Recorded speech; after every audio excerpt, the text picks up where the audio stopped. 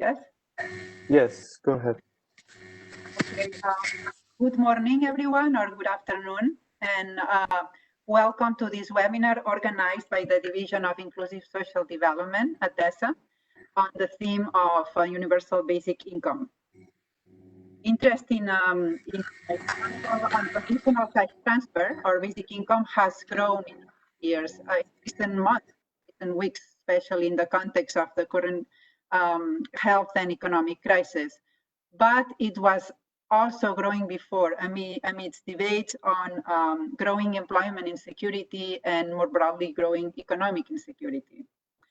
And linked to the interest in basic income are questions on whether traditional social protection programs, especially social insurance programs, are still effective in a context of growing job insecurity and where a number of risks and challenges brought about by climate change and technological innovation and other global trends are hard to address.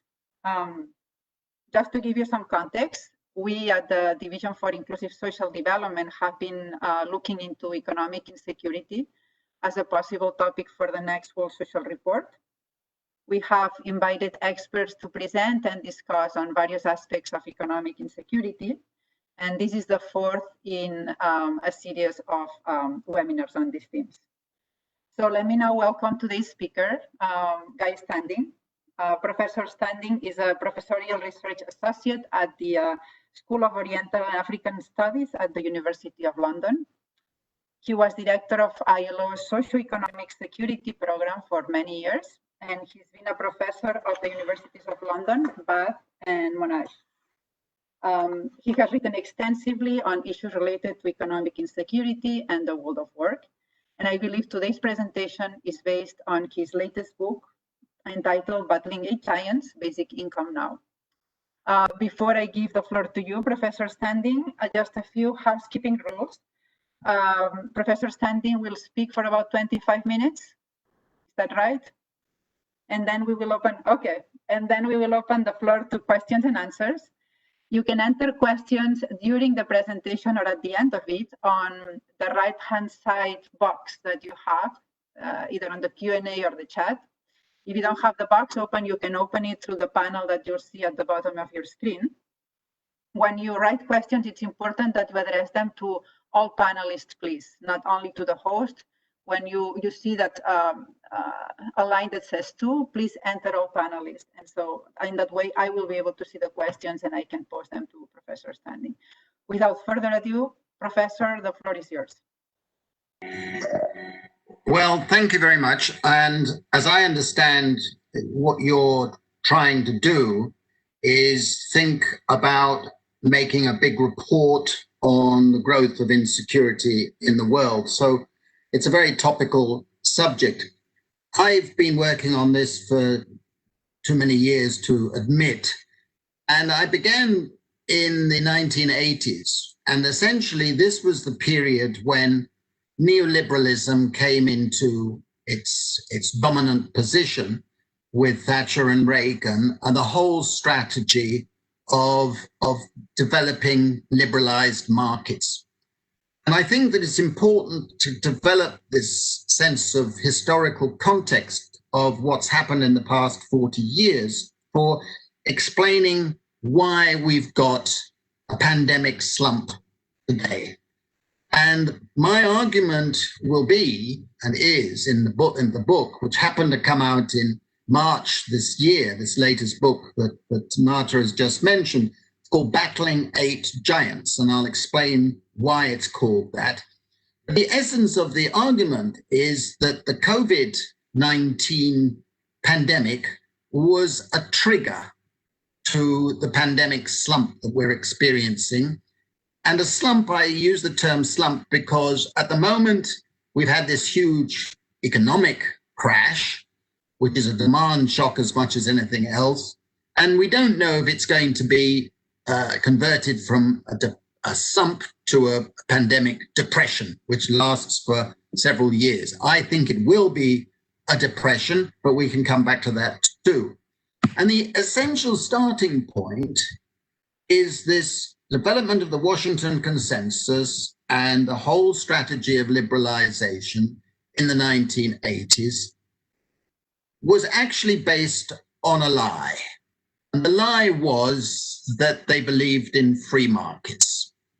What I've argued in a book called The Corruption of Capitalism is that, in fact, it ushered in a period of the most intensive regulations of history. And we have actually the most unfree market economy ever conceived and ever constructed today. And what happened, of course, with the initial period of financialization was just like with Karl Polanyi's book about the Great Transformation, which ushered in a period of domination by financial capital in the 19th century. Once again, the shift to laissez-faire, so-called, led to a period of financialization in an unprecedented degree.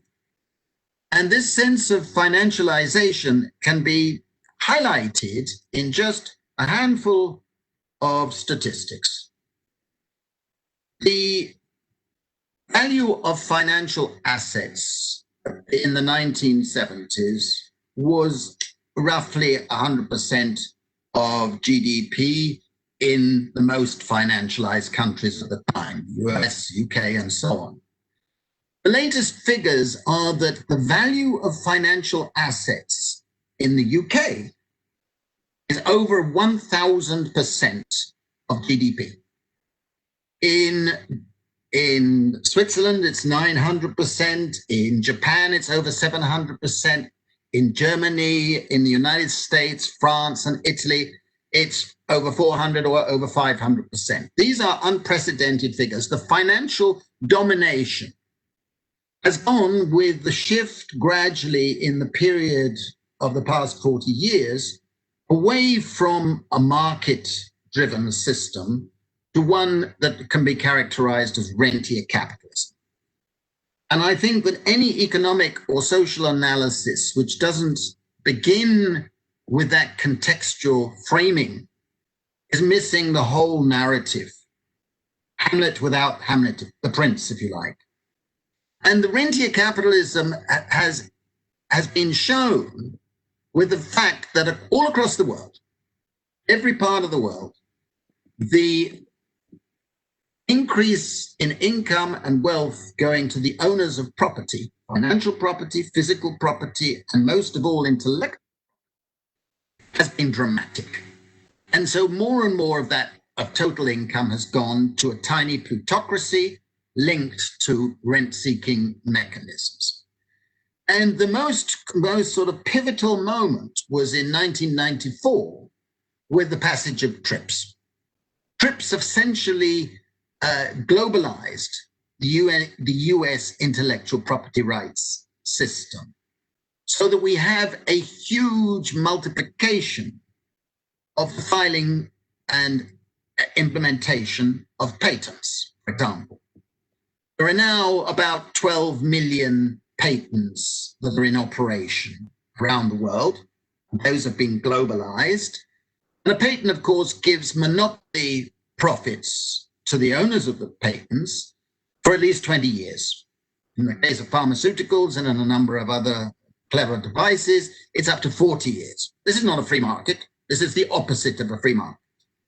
And many of those patents are used to block other producers, and they are the result of publicly funded research.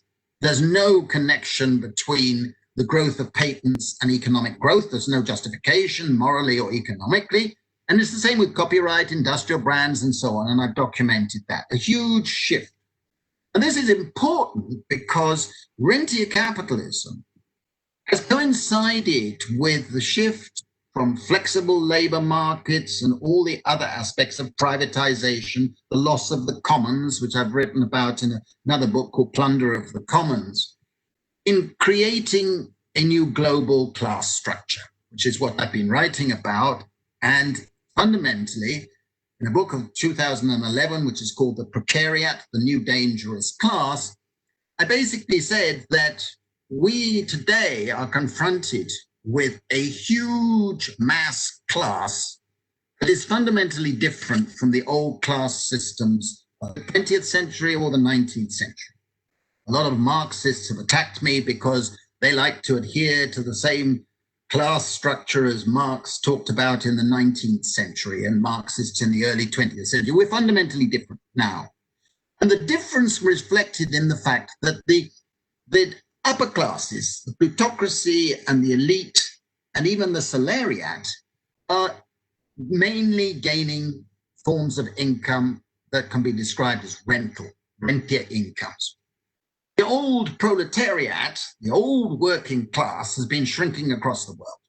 And the laborist system of social security was built for the proletariat, for the working class after the Second World War, particularly with the Beveridge model and the Bismarckian model of social security.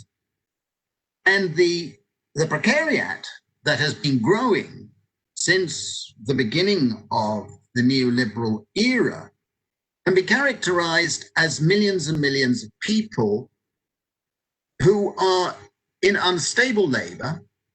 They don't have an occupational narrative to give to their lives. They have to do a lot of work for labor and work for the state that doesn't get remunerated, recognized, ignored in statistics, and so on, but defines their insecurities that they have to experience.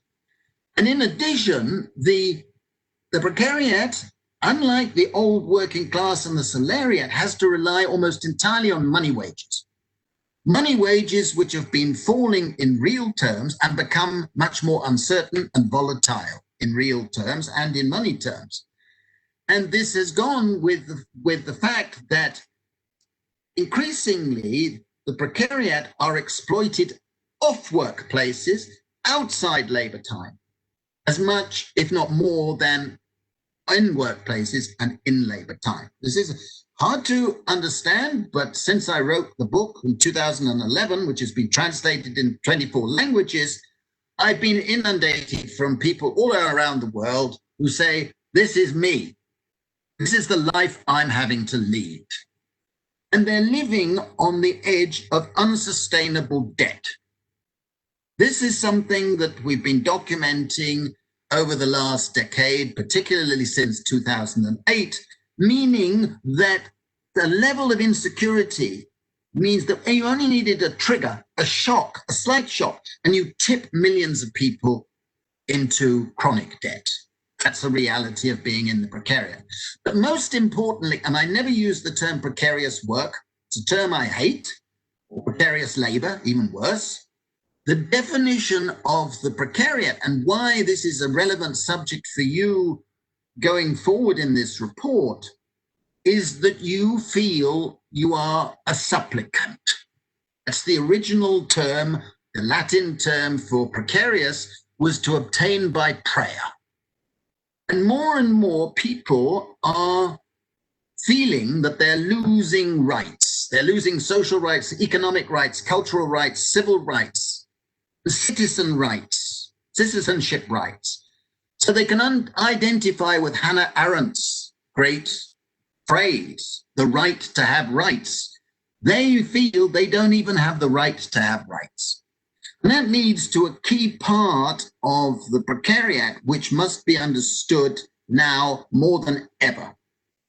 On page 1 of the precariat, I wrote that unless people understand the nature of the precariat and address their concerns and insecurities and aspirations, we will see the emergence of a political monster. And in November 2016, because the book had been translated into so many languages, you will not be surprised, I received emails from all over the world from people who'd read the book and said, your monster has arrived. And we now, on the edge of fascism, if Trump is re-elected in November, and it is not alone in representing a fearful outcome of insecurities.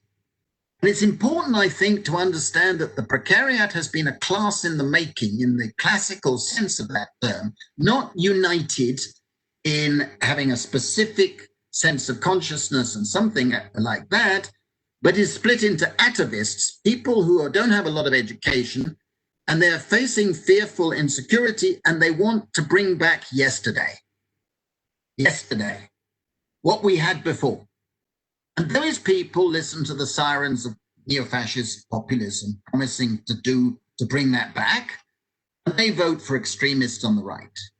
But the second part of the Precariat is what I call the nostalgics, the millions and millions of migrants and minorities who feel they've lost rights and don't have the rights of citizenship.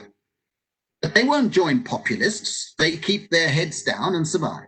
And the third group are what I call progressives in the Precariat. These are mainly the young who've gone to university, gone to college, and they were promised a future. And they come out of college with huge debts, going into the Precariat without an occupational career, and they don't see a sense of the future there. This group won't vote for the populist either, but they've been turned off by the old laborist agenda of the 20th century. So what's happened? They haven't been voting. They stay at home.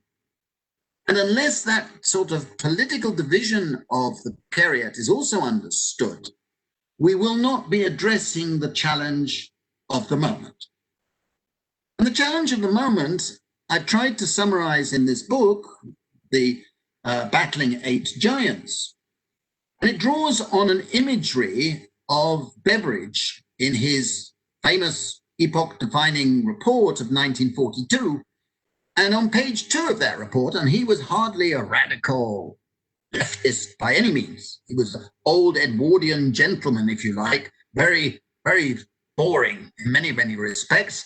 And on page 2 of his report, he said, "This is a time for revolutions, not patching, not sort of tinkering." You know?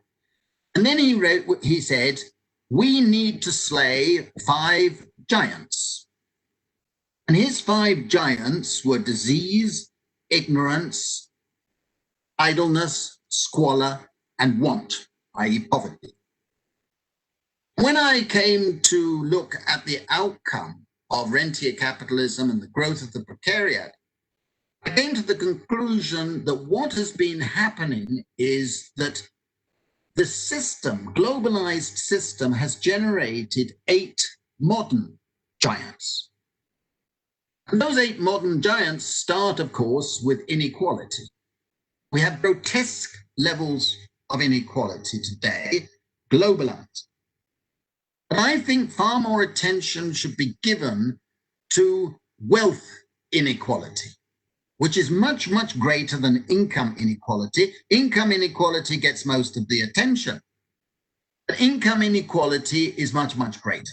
If you look at the Gini coefficients from countries around the world, they're almost double what the Gini coefficients for income inequality are. That tells you a lot. And increasingly, wealth has risen relative to income. My own country, I don't live there, but my own country, wealth used to be approximately 300% of GDP. Today, it's over 700% of GDP, an extraordinary change. And over 60% of total wealth is inherited wealth, not earned wealth. It's a lot of something for nothing, right?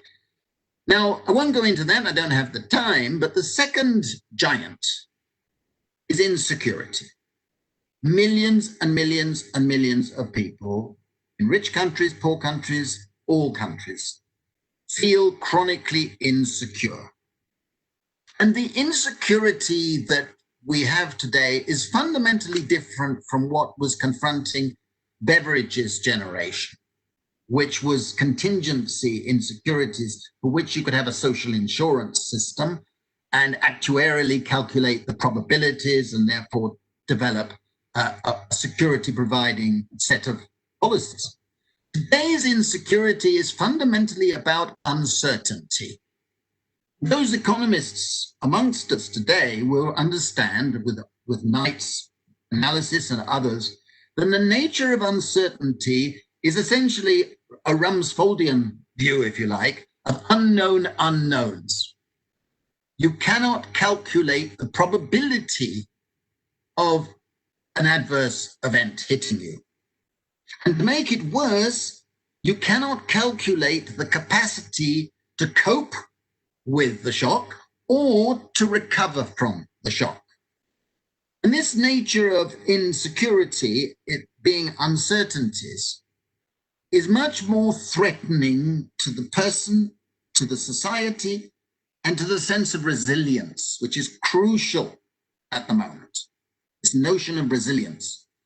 But that leads, of course, into the third giant. The third giant is chronic debt, that I discussed earlier, which is unprecedented level. If you look comparisons between the Spanish flu in 1918 to 1920 and today, you realize that one of the reasons why we didn't have a slump immediately, a globalized slump immediately after the Spanish flu, was that actually levels of private and corporate debt were very low relative in historical terms.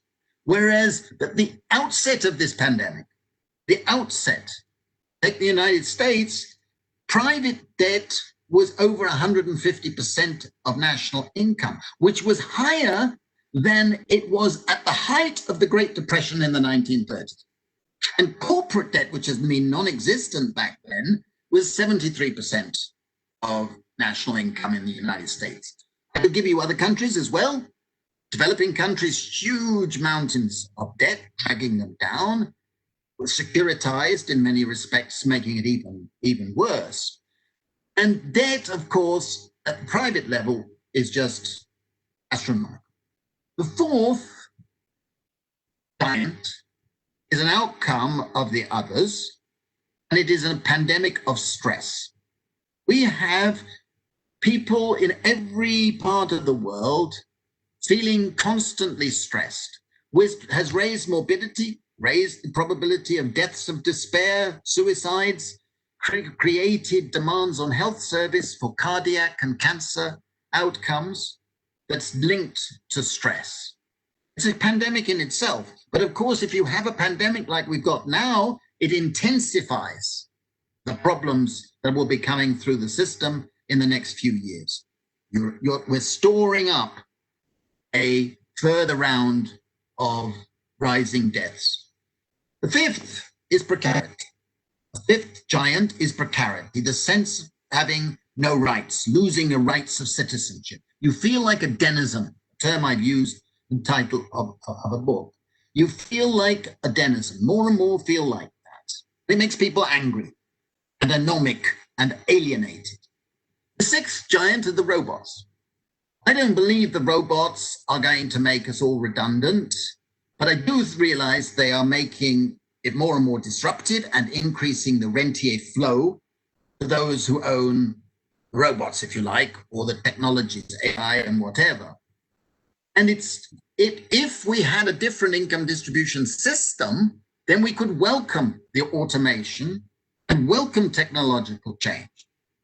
I've always been a Luddite in the sense that I believe that Ned Ludd, who was fictitious, and the Luddites at the beginning of the 19th century were protesting about the destruction of reciprocities and a way of living, not against machines per se. There was no quid pro quo in the technological changes, and that's what we're getting today. It's the seventh giant, I said in the book, is the one that I think will tip millions more people into supporting basic income as an anchor of a new income distribution system. And that is the threat of extinction. What we realize today with the pandemic is that this threat of extinction is not just for nature, and that's bad enough, of course, but it's to ourselves. It is to the human entity, the human beings, the human species. More and more we can understand the connection between a resource-depleting, ecologically irresponsible economic model and this threat of extinction. We need eco-taxes. We need a new system of taxation which taxes bads. But this will only be politically acceptable if we recycle the revenue from these taxes, because otherwise they're going to be regressive. to everybody. And that will, I think, be an important thing. But in addition, and this is a critical point for everybody who's studying this subject, we need to have a system that tilts people to do more work rather than resource-depleting labor. We must escape from the fetish of jobs, jobs, jobs. My friend David Graeber, who's just died, of course, talked about bullshit jobs. It's not that, it's partly, it is that, but it's not only that. We have to get away from thinking that the only form of work that matters is people being in jobs. The work of care, unpaid or whatever, the work of voluntary work, the work of commoning, the work of participating. These are forms of work that would be encouraged with the basic. And the final giant is the most scary, and why I think I've been invited to Davos for 3 years, I never expected that, is neo-fascist populism. If we don't have a new income distribution system, one way or another, we will continue the drift into neo-fascist populism. That's now, I've argued throughout my career that, and I've written a number of books on basic income, the most comprehensive is called Basic Income and How We Can Make It Happen, where I summarize all the theoretical points and all the empirical evidence from around the world. I've always argued that the justification for a basic income is ethical, fundamentally ethical. It's a matter, first of all, of common justice. The income and wealth of all of us is far more to do with the achievements and efforts of the many generations before us than anything we do ourselves. And it's a conceit to think otherwise. But we don't know who's contributed, more or less. And if we allow for private inheritance of private riches, which is a lot of something for nothing, as I mentioned earlier, we should also allow the idea that basic income is a social dividend, a common dividend on our collective public wealth. To me, that is an important justification. But it's also a matter of, yes, I'm going to wind up, and it's also a matter of enhancing freedom. Every social scientist, every politician says they believe in freedom. But in practice, neither the left nor the right have actually promoted full or effective freedom. You can't be free if you're chronically insecure. You can't be free if you have to do what the authorities are telling you to through their social policies, like universal credit in Britain. Disgusting. You can't be free unless you can say no to somebody who's exploiting you or oppressing you. And it's a matter of Republican freedom and liberal freedom, the freedom to be moral. You can't be moral if you just have to do what you do out of necessity. And a basic income would enhance freedom. And the third thing is that almost by definition, a basic income would enhance basic security. At whatever level it's provided, it's going to help increase basic security. And basic security is a human need. It's a need that we can recognize others have every right to as much as we have ourselves. We want it for ourselves, we want it for our children, we want it for our loved ones, we want it for our communities. And it's a superior public good because if everybody has it, it increases the value to everyone. I will conclude by mentioning that you're listening to a very strange man who's had the privilege of actually putting into practice an idea that he's been talking and writing about for 40 years in various parts of the world. By doing pilots in Africa, doing pilots in India, and being involved in pilots in Europe and North America. It has been an enormous privilege, a risk, because you risk seeing your ideas being disproved. But very importantly, even though the methodologies of the pilots that have been done and talked about around the world have been very different, some I've not approved of and so on, the results are consistent. across the world. Mention just some of those from our Indian pilots, where we did in Madhya Pradesh and West Delhi. What happened was that nutrition and health improved. We applied no conditions. Every man and every woman got an individual basic income. Children got half that amount paid to the mother or surrogate mother. And we traced the effects over 2 years, compared with a control group of 6,000 other individuals of similar type. And improvements in health, improvements in healthcare, went with improvements in nutrition, improvements in schooling, attendance, and performance. And very, very critically, and I really want people to listen to the next sentence, it resulted, as others have done, in increases in wealth, increases in work, increases in the productivity of work, increasing economic output from work. And this is consistent. The prejudice of opponents who say, if you give people basic income, they will become lazy and they will spend it on drink and alcohol and drugs, etc., is disproved again and again in these pilots. People want to improve their lives, and you should plan social policy for the norms, not for the minorities who might behave differently.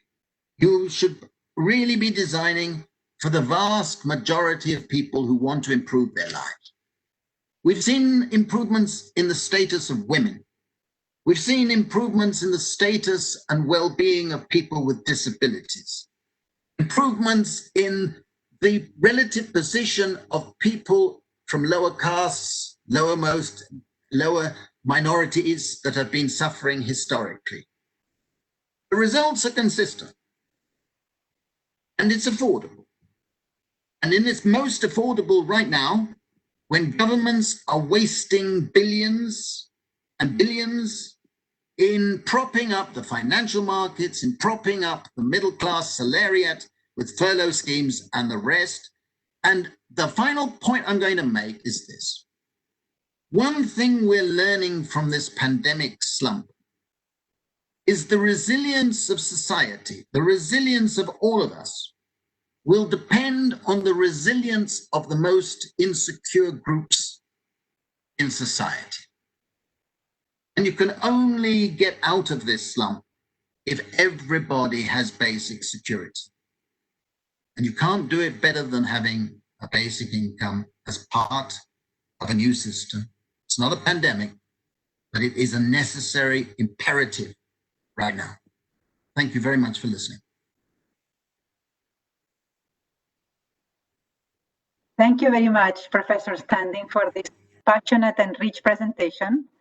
I will not even try to summarize it because I couldn't make justice to the passion and the, and all the evidence that you have brought in. Just maybe to highlight what you have said about the need for a contextual framing to understand that the current COVID crisis has been a trigger for deficits and imbalances that have existed for a very long time. What I'll do maybe instead of trying to summarize your presentation is to just follow up with a question while we wait for other questions to come in on the basic income itself, because you do have many, many years of experience on it, and you have talked about the ethical justification for it. And indeed, I would also highlight that, the right to security is a human right that's spelled out in the Declaration of Human Rights. So it's not something, it's not a privilege, it's not something that comes from development, it's a right for everyone. But I want to go more into the technical part of it, the affordability part, which you didn't have time to develop. A basic income is not free. And my question is, are there trade-offs? Are there things that will have to go if governments decide to afford a universal basic income to everyone?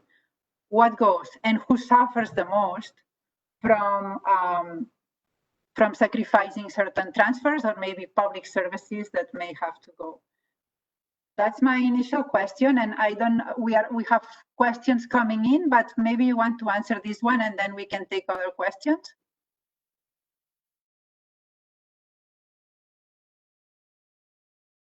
You're muted.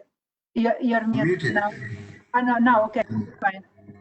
Now, Can you hear me? Can you hear me? Yeah, you can hear me. Okay. I never use the term universal basic income.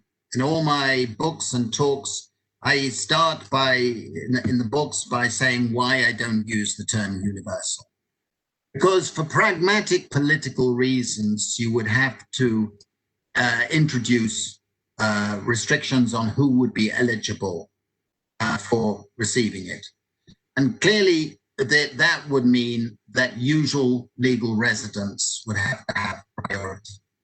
And you would have to say that migrants, undocumented or documented, would have to wait for a period to become eligible. That doesn't mean they shouldn't get assistance, they should, but it should be treated separately. I also think that people who are citizens who are living, working outside their country would not be entitled to it. So that's a key point. I also say that you could introduce it in different ways, and you could say basically that every man and every woman should receive an equal amount. That's the first definitional point. It's paid individually, not on a household basis. Most social policies have been paid on a household basis, and that's fundamentally structurally unfair to women in particular, or to people with disabilities in households. They always get pushed down and don't get their fair share. We know that, and yet continuously people are advocating household-based schemes. Wrong. It's got to be individual. Wonderful findings we've had in our Africa's pilots and in our Indian pilots, for example, is that both men and women have said at the end, when we've asked questions in our surveys, that women gain more than men. And there's no resentment because that's wanted by many people and should be. I think that the fact is that it should be unconditional in behavioral terms. Very, very important, which is fundamentally different from what the neoliberal social policy has been in the last 30 years. All over the world, policymakers have been encouraged to go for means testing and behavior testing, and that leads to conditionality and then punitive policies of sanctions and so on, denying people on the basis that they haven't complied with some test. And this, I think, is fundamentally against this right to security, fundamentally. So when I hear a critic coming from either the old social democrats or the libertarians who favor conditionality, I say, wait, you are imposing tests that you wouldn't possibly impose on yourself. That is fundamental. And you create automatically poverty traps and what I call precarity traps. Poverty traps arises that if you're only giving to the poor, then they lose if they make any effort to increase their income above the poverty line. They lose, and the effective marginal tax rate in many, many, many countries is over 80%. In other words, you only gain a little extra for increasing your earned income, which of course leads to moral hazards, immoral hazards, going to the shadow economy, etc. And then you end up being criminalized because you've done that. So poverty traps are a modern evil, and they've been increased. Precarity traps arise from the fact that people have to wait to get access to the benefits. And if you take a short-term job, you can very quick, and then you're out again and you have to start queuing again for benefits. You can very quickly work it out that this results in people losing tremendous amounts by taking the short-term unstable jobs that are available at the moment, right?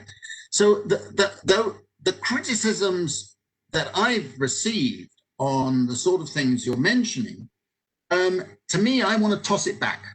I want to toss it back because I think that they are fundamentally in the wrong direction, and they end up with sanctions, terrible punishments for people who can't comply or whatever.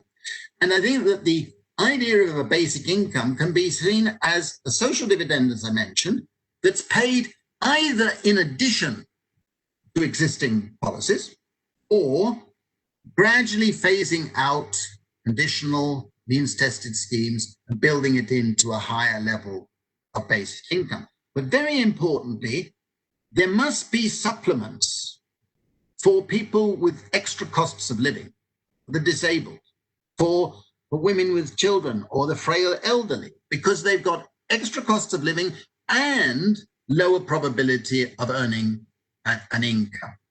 That should be treated as on top. In other words, the intention of the system should be to give everybody equal basic security through an equality of access to material resources to give them that sense of subsistence. And I would go back for much, much further than when you're implying. I start from the Charter of the Forest that was sealed in 1217 and the same day, same place as the Magna Carta, which said that everybody has a right to subsistence in the commons. And to give that a reality, you can only do that if you have people having a right to basic income, as a right to have access to those resources. So I think that the ethical justification and the economic justification come together.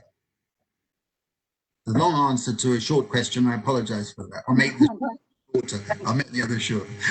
Thanks so much, Professor. But we do have questions coming in very quickly now. So if it's okay with you, I'll take maybe 2 or 3 at a time. Is that okay? And then you can combine the answer. So one question is from the Baha'i community. What social values do you feel would need to be present for there to be widespread support for a basic income? And then in parentheses, trusting authorities, sense of solidarity across different populations, etc. That's one. The other one is, in practical terms, is there a pattern of sequencing in providing a basic income to various social groups due to resource limitations? Starting with people, I think you've partly answered that, but I'll pose the question anyway. Starting with people in unpaid care work would be an excellent starting point. But the question itself is, could you share some lessons from the pilot programs you mentioned? That's 2. Can I ask another question? Yeah. Third? Yeah. Were any of the pilots you were involved in funded through domestic taxation, or were they mainly donor funded? That's quick. I'll leave it here, and then if there's time. Okay, the first question, I like that because I should have addressed it in a sense.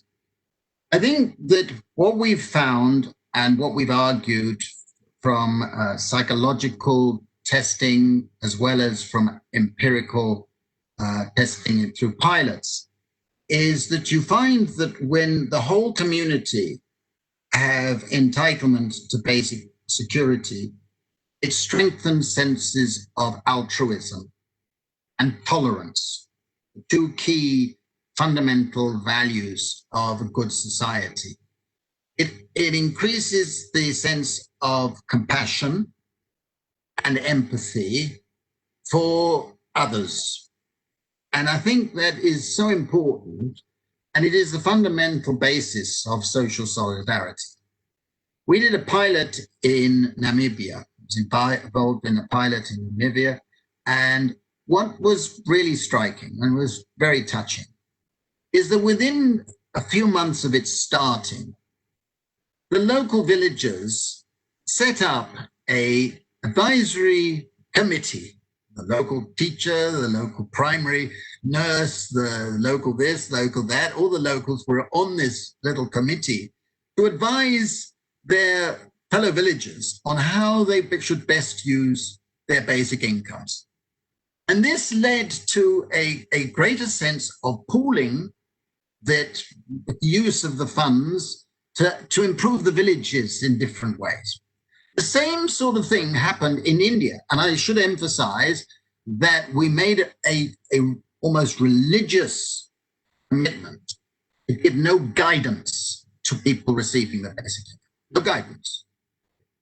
We began with an awareness day saying, it's up to you. We're not going to tell you how to spend it. It's up to you. This is yours. And the same sort of sense of social solidarity came up. I saw a wonderful example in one village where they created a cooperative to form a fishery. And the diet of the whole community changed fundamentally in the course of 18 months. So it became a fish-based diet, whereas before it had been dal-based, basically, and naan and chilies, horrible chilies, extraordinarily hot chilies.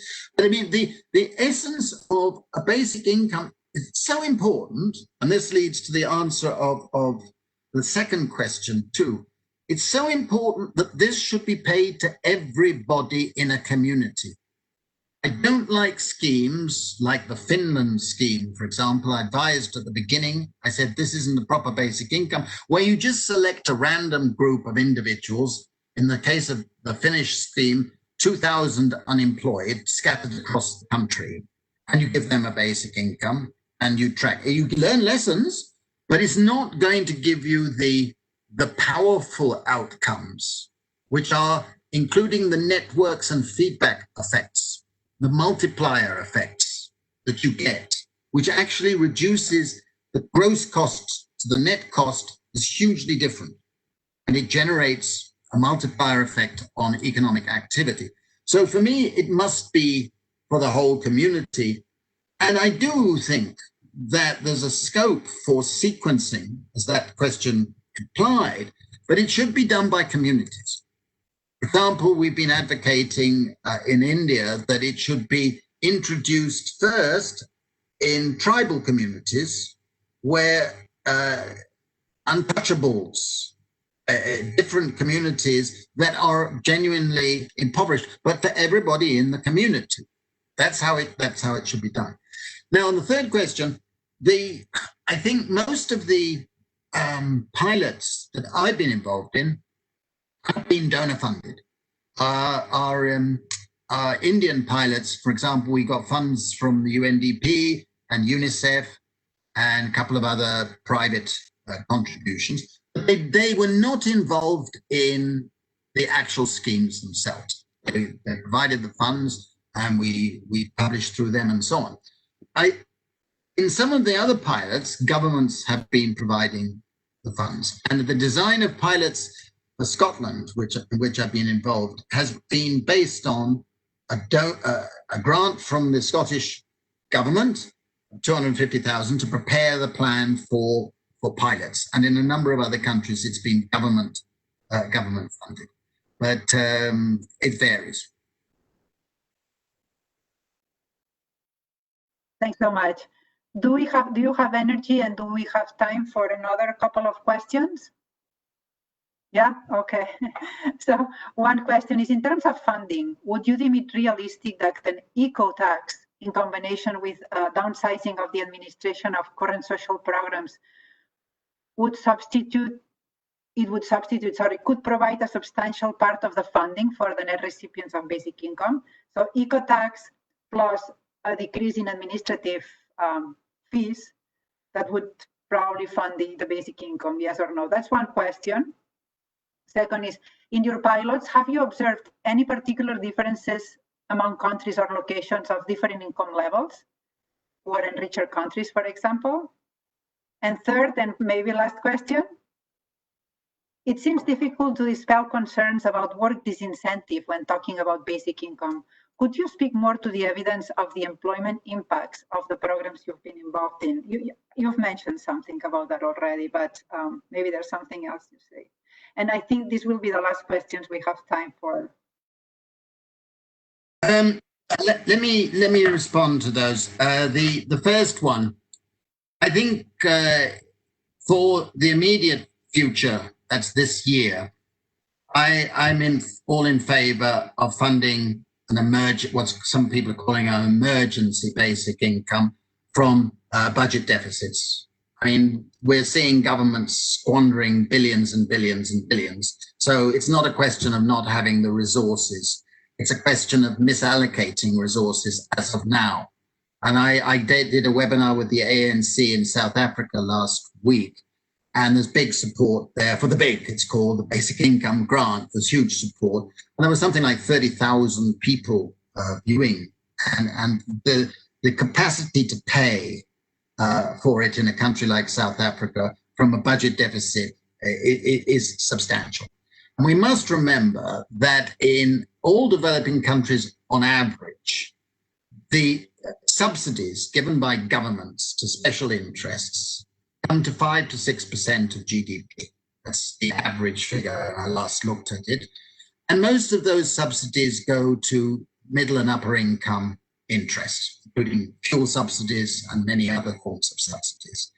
And we should phase out those subsidies. They have no economic rationale, no moral rationale, and that should contribute to a capital fund. And what I've argued in my book, Plunder of the Commons, is that we should establish in all countries a commons capital fund funded by levies on incursions into our commons.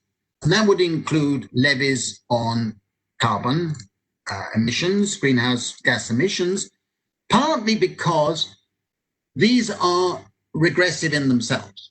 Most of the pollution is caused by the wealthy. Most of the damage to the systems of resilience is caused to the low-income groups. And in a sense, you can justify it by saying that this would be a compensatory mechanism for the damage done by pollution. And it should go into the fund and be part of the recycling. We should also be having it on blue economy issues. I'm writing about that at the moment. And I've advocated that there should be 17 types of levies to build up a capital fund and apply the rules similar to the Norwegian pension fund, except that you wouldn't be just doing it with the oil, you would be doing it with exhaustible resources, which should be preserved, the value, the public trust doctrine and the Hartwig rule of intergenerational equity that I discuss in the books. And you also have renewable resources, so you can distribute more of the fund in basic income. And as it rises, it can be paying out those dividends that would be rising in level. Now, I think that is, for me, the morally and economically most exciting way to go forward, and it could be done in any country, and regardless of what resource base they've got. Now, the work disincentives question, I missed out one. What was the second question? I apologize, Martha. I've written difference. About the differences among countries in terms of your yes. Yeah. And as I mentioned earlier, apologize for getting that question. As I mentioned earlier, what is interesting, and I've summarized the surveys, I've got a whole chapter on developing country experiences and some with developed, richer countries. What is extraordinary is that the effects are roughly similar, but the impacts vary. For example, pilots in richer countries have found much greater effects on mental health. They really improved mental health. There was what I called an accidental pilot in North Carolina, which improved the mental health of parents, and that transformed the educational capacities of their children. A lot of deep research that has shown up. I think that is bigger, whereas the economic effects and the multiplier effects and the energizing effects have been greater in developing countries. But I think it's vitally important to understand, and I've discussed this at boring length, no doubt, in the book on basic income and how we can make it happen, that there are good reasons why it increases work. And it increases the type of work that we would want to increase, the type of work producing basic goods and services, the type of work that improves care. Now it's called essential work. But at the moment, we are treating women in particular disgustingly because their care work is completely unremunerated, unrecognized, not the subject of social policy, except in a derivative way, and it should be fundamentally part of the center. And it encourages more work. And one of the beautiful things we found in our pilots in developing countries, it increased people's secondary activities. So they were doing secondary economic activities, which is a form of insurance. So they have a richer portfolio from which to, if there's a shock on one side, they can do more work on other activities. So for me, that is an important part. The work issue is actually the opposite of the prejudice. And I feel very strongly about it, but I've had arguments with people who've started by saying, oh, it would make people lazy. You convince them, and then at the end of the discussion, they say, yep, I follow your reasoning, I get it. 3 months later, they'll be back saying the same bloody thing, excuse me. And that, I'm afraid, is a battle we have to keep winning, but the evidence is very strong. And I know that if I had basic security and I was in a disadvantaged position, I wouldn't stop working. It doesn't make sense. The human condition is to want to improve and get our children in better health, better shape, and increase our security. So for me, it's a no-brainer, that one. But you still hear it a lot. I'm not hearing it from you, but Professor, yes. Thanks so much. I'm afraid we've run out of time, although we could be here. I could be here, maybe not you, but for quite a long time. But thanks so much for your very rich presentation, for your passion, and for the time you have spent with us. And let's continue to be in touch. And thanks so much to all participants to the webinar. There are still questions that I didn't have a chance to ask, but hopefully maybe I can send them to you and we can continue. No problem. Thank you very much. Thank you very much. Thank you very much. I wish you all well. I wish you all well. Cheers. Thanks so much. Take care. And don't vote for Trump, please. I'm gonna. I can stick to that. I'm going to finish the webinar right now. Good night. Good day. Okay. Cheers. Bye-bye. Bye. Bye.